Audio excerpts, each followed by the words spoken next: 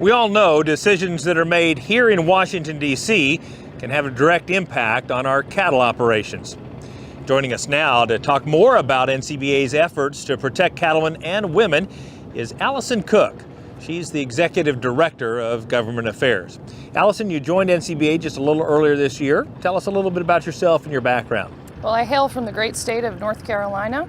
I have spent the last 9 years of my career working on Capitol Hill for 4 different members of Congress on the House side, and I spent a predominant amount of that time working on agriculture issues and specifically on animal agriculture issues. Outstanding. And tell us about some of the issues you're going to be working on with and for NCBA. For NCBA, I've been here about 6 months and we've already jumped right in. We've been working on TPP. Obviously that's a huge priority for the beef industry and something we've been working very hard on.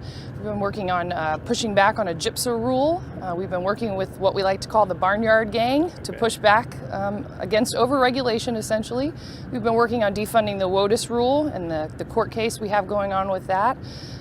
We've been working on transportation issues and all kinds of animal health items that continue to pop up. A full plate indeed, huh? Absolutely.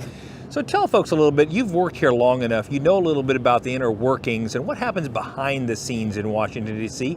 Give us some insight. The behind the scenes work is where the real work gets done.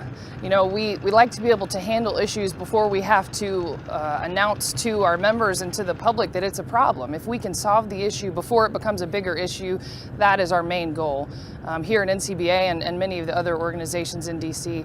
You know, we certainly want our members to reach out to their members of Congress, but we want to be able to be that voice for them when they're not able to do that as well.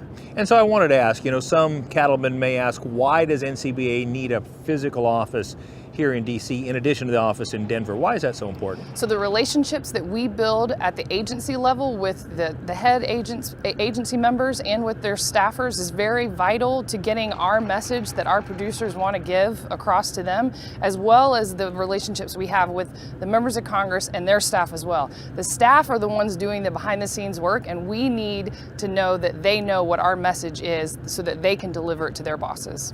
It's an interesting time in Washington, D.C. With this election and the transition of power coming up. What are some of the key year-end priorities for NCBA? Well, our key year-end priorities, TPP is still our #1 priority. Trade is vital to our industry and something that we are going to continue to push that message home so that people do not forget about it. We're also working on pushing back on the gypsum rule that I mentioned earlier. Defunding WOTUS is also in that priority list, and getting sage grouse language to stay in the NDAA package, the National Defense Authorization Bill, that more than likely we hope to see pass here at the end of the year. And one last question, what do you want the folks at home to know about what they can do to support these efforts? Please become an NCBA member, beefusa.org. It's important that we can be your voice in D.C. so that we can protect you and your small business. Thank you so much, Alison, for all you do every day. Thank you.